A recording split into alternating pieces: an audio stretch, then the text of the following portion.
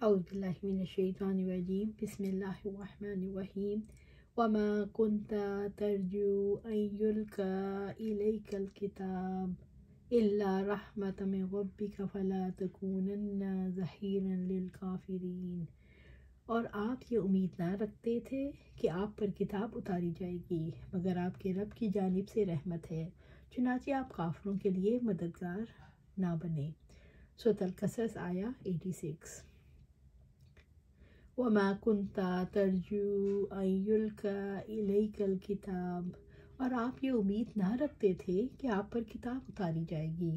اللہ رب العزت نے اپنے رسول کو عظیم نعمت یاد دلائی کہ وحی نازل ہونے سے پہلے آپ کا گمان بھی نہ تھا کہ آپ پر آسمان سے وحی نازل ہوگی، نہ آپ اس کے لیے تیار تھے۔ اس آیت سے واضح طور پر معلوم ہوتا ہے کہ کسی نبی کو بھی نبوت ملنے سے پہلے یہ معلوم نہیں ہوتا کہ اسے نبوت عطا ہوگی۔ موسیٰ علیہ السلام کو نبوت عطا ہونے کا واقعہ قرآن میں متعدد بار آیا ہے کہ کسی طرح وہ ایک اندھیری اور ٹھنڈی رات کو راہ بھولے ہوئے آگ کی تلاش میں نکلے تھے کہ اللہ تعالیٰ نے آپ کو بلا کر نبوت سے سرفراز کر دیا، بلکہ یہی صورتحال آپ سے بھی غار حرا میں پیش آئی۔ پھر نبی صلی اللہ علیہ وآلہ وسلم واپس گھر تشریف لائے تو وحی کے جلال کی وجہ سے آپ صلی اللہ علیہ وآلہ وسلم کی شانہ مبارک اور گردن کے درمیان کا گوشت کانپ رہا تھا۔ خدیجہ رضی اللہ تعالیٰ عنہا کے پاس تشریف لا کر فرمایا، مجھے کپڑا اڑھا دو، مجھے کپڑا اڑھا دو۔ آپ صلی اللہ علیہ وسلم پر کپڑا اڑھا دیا گیا، یہاں تک کہ گھبراہٹ ختم ہو گئی تو فرمایا مجھے کیا ہو گیا ہے، اور ساری کیفیت بیان کی اور فرمایا کہ مجھے اپنی جان کا خطرہ ہے۔ خدیجہ رضی اللہ تعالیٰ عنہا فرمانے لگی، ہرگز نہیں، آپ صلی اللہ علیہ وسلم خوش رہیں، اللہ کی قسم اللہ آپ صلی اللہ علیہ وآلہ وسلم کو کبھی رسوا نہ کرے گا۔ آپ صلی اللہ علیہ وآلہ وسلم تو صلہ رحمی کرتے ہیں، سچ بولتے ہیں، یتیموں، مسکینوں اور کمزوروں کا بوجھ اٹھاتے ہیں اور ناداروں کو دینے کی خاطر کماتے ہیں، مہمان نوازی کرتے ہیں اور پریشان لوگوں کی پریشانی میں لوگوں کے کام آتے ہیں۔ اس کے بعد خدیجہ رضی اللہ تعالیٰ عنہا آپ صلی اللہ علیہ وآلہ وسلم کو اپنے چچا زاد بھائی ورقہ بن نوفل بن اسد عبد العزیٰ کے پاس لے گئیں۔ ورقہ دور جہالت میں اسلام سے قبل نصرانی ہو گئے تھے، وہ عربی لکھنا جانتے تھے اور انجیل کو عربی زبان میں جتنا اللہ کو منظور ہوتا لکھتے۔ یہ بہت بوڑھے اور نابینا ہو گئے تھے۔ خدیجہ رضی اللہ تعالیٰ عنہ نے ورقہ سکھایا، چچا ان کی بزرگی کی وجہ سے اس طرح خطاب کیا، اصل میں وہ چچا زاد بھائی تھے، اپنے بھتیجے کی بات سنیے۔ ورقہ نے آپ صلی اللہ علیہ وسلم کو خطاب کر کے کہا، ہے بھتیجے تم کیا دیکھتے ہو؟ تو آپ صلی اللہ علیہ وسلم نے جو کچھ دیکھا تھا اسے آگاہ کیا۔ ورقہ نے کہا، یہ تو وہ ناموس ہے جو موسیٰ علیہ السلام پر نازل ہوا، کاش میں اس وقت تک جوان ہوتا اور اس وقت تک زندہ رہتا جب تیری قوم تجھے نکال لے گی۔ آپ صلی اللہ علیہ وسلم نے فرمایا، کیا مجھے نکال دیں گے؟ ورقہ نے کہا، ہاں، جو بھی آپ صلی اللہ علیہ وسلم جیسا نبی بن کر آیا، دنیا میں آیا، لوگ اس کے دشمن ہو گئے، اگر میں اس وقت تک زندہ رہا تو میں تمہاری بھرپور مدد کروں گا۔ اللہ رحمت من ربک، مگر آپ کے رب کی جانب سے رحمت ہے، یعنی یہ اللہ کی اپنے بندوں پر عظیم رحمت ہے کہ اس نے آپ کو قرآن سے سرفراز کیا، آپ صلی اللہ علیہ وسلم کو وہ سب کچھ سکھایا جو آپ نہیں جانتے تھے۔ فَلَا تَكُونَنَّ ظَهِيرًا لِلْكَافِرِينَ، چنانچہ آپ کافروں کے لیے مددگار نہ بنیں، یعنی آپ کافروں کی مدد نہ کریں، انہیں چھوڑ دیں، ان کے خلاف رہیں۔ اللہ رسول اللہ صلی اللہ علیہ وسلم پر کتاب کے بارے میں آپ صلی اللہ علیہ وسلم کے معاملے کو کیسے واضح کیا؟ اللہ تعالیٰ نے فرمایا، تم نہ جانتے تھے کہ نہ تم امید رکھتے تھے کہ آپ پر کتاب نازل ہوگی اور آپ صلی اللہ علیہ وسلم کو رسول کے طور پر منتخب کیا جائے گا۔ اللہ تعالیٰ کے فضل اور اس کی رحمت کا شکر ادا کرنے کے لیے ضروری ہے کہ کافروں کی مدد نہ کی جائے، نہ ان کی ہمنوائی کی جائے۔ وَلَا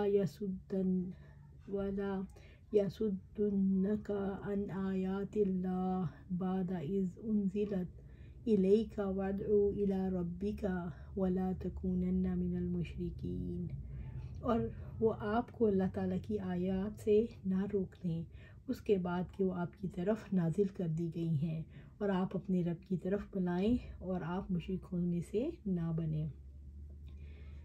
سورۃ القصص آیا 87۔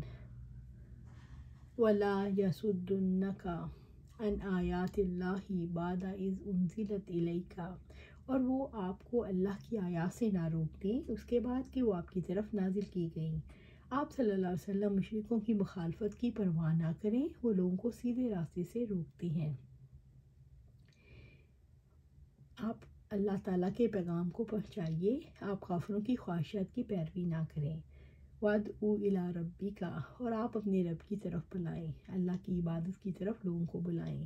وَلَا تَكُونَنَّ مِنَ الْمُشْرِكِينَ، اور آپ مشرکوں میں سے نہ بنیں، یعنی مشرکوں کے ساتھ شامل نہ ہوں، ان سے الگ رہیں۔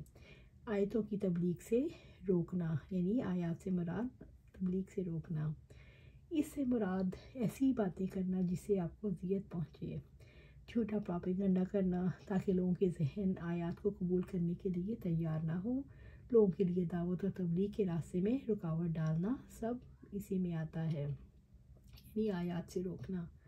وَلَا تَدْعُوا مَعَ اللَّهِ إِلَٰهًا آخَرَ لَا إِلَٰهَ إِلَّا هُوَ كُلُّ شَيْءٍ هَالِكٌ إِلَّا وَجْهَهُ لَهُ الْحُكْمُ وَإِلَيْهِ تُرْجَعُونَ، اور اللہ تعالیٰ کے ساتھ کسی دوسرے معبود کو نہ پکاریں، اس کے سوا کوئی معبود نہیں، ہر چیز ہلاک ہونے والی ہے سوائے اس کے چہرے کے، فیصلہ اسی کا ہے اور تم اسی کی طرف لوٹائے جاؤ گے۔ سورۃ القصص آیا 88۔ وَلَا تَدْعُوا مَعَ اللَّهِ إِلَٰهًا آخَرَ، اور اللہ تعالیٰ کے ساتھ کسی دوسرے معبود کو نہ پکاریں، اپنی عبادت کو اللہ کے لیے خالص کر دیں، کسی اور کی عبادت نہ کریں، کسی سے دعائیں نہ مانگیں، کسی کے نام کی قربانی نہ کریں۔ اس سے مراد یہ ہے کسی اور کی عبادت نہ کی جائے، یعنی کسی سے دعائیں نہ مانگی جائیں، کسی کے نام پر نظر نیاز نہ چڑھائی جائے، کسی کے نام کی قربانی نہ کی جائے۔ قرآن مجید میں اس لیے پکارنے کی بات کی گئی کیونکہ غیر اللہ سے مدد مانگی جاتی ہے، ان سے فریادیں کی جاتی ہیں، ان سے دعائیں اور التجائیں کی جاتی ہیں، ان کو مافوق الاسباب طریقے سے پکارا جاتا ہے۔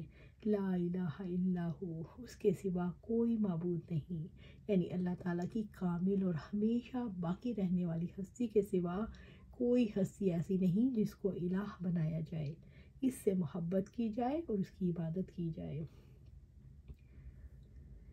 کلو شیء ہالک الا وجہہ، ہر چیز ہلاک ہونے والی ہے سوائے اس کے چہرے کے۔ اس سے مراد یہ ہے کہ اللہ سبحانہ تعالیٰ کی ذات کے سوا ہر چیز ہلاک ہونے والی ہے، چاہے کوئی چیز آسمان میں ہو یا زمین میں، انسان کی ذات ہو یا مال، اولاد ہو یا اقتدار، زندگی ہو یا سامان زندگی، کچھ بھی باقی رہنے والا نہیں۔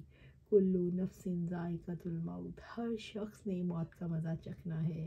سورۃ آل عمران آیا 185۔ ابو ہریرہ رضی اللہ تعالیٰ عنہ نے بیان کیا کہ نبی صلی اللہ علیہ وآلہ وسلم نے فرمایا، سب سے سچی بات جو کہ کوئی شاعر کہہ سکتا تھا وہ لبید شاعر نے کہی، ہاں اللہ تعالیٰ کے سوا ہر چیز باطل ہے۔ اور امیہ بن ابی سلیط جاہلیت کا ایک شاعر مسلمان ہونے کے قریب تھا۔ وَإِلَيْهِ تُرْجَعُونَ، اور تم لوگ اسی کی طرف لوٹائے جاؤ گے۔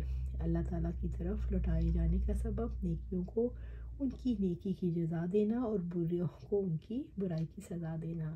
اللہ تعالیٰ کی طرف ہر کوئی اپنے انجام کو پہنچنے کے لیے لوٹایا جائے گا۔ اللہ تعالیٰ کی ذات کے سوا ہر چیز کے فنا ہو جانے کے تصور سے اللہ تعالیٰ نے مال اور اقتدار کے بارے میں سمجھایا کہ اللہ تعالیٰ کہ یہ سب کچھ عارضی ہے، اصل فرما روائی یعنی فیصلے اسی کے ہیں، جو وہ چاہے وہ ہوتا ہے، جو ہر کام اسی کی مشیت سے ہوتا ہے، جو وہ نہ چاہے وہ نہیں ہو سکتا۔ اللہ سبحانہ تعالیٰ سے دعا ہے کہ ہمارا دل اس بات پہ ٹھک جائے، ہمیں اللہ سبحانہ تعالیٰ کی توکل ہو جائے، ہم متقی بن جائیں، توکل کریں، ہر معاملہ اللہ پہ چھوڑ دیں۔ اللہ سبحانہ تعالیٰ ہمیں قرآن و سنت پر عمل کرنے کی توفیق دے اور اس پر جمع دے، آمین یا رب العالمین۔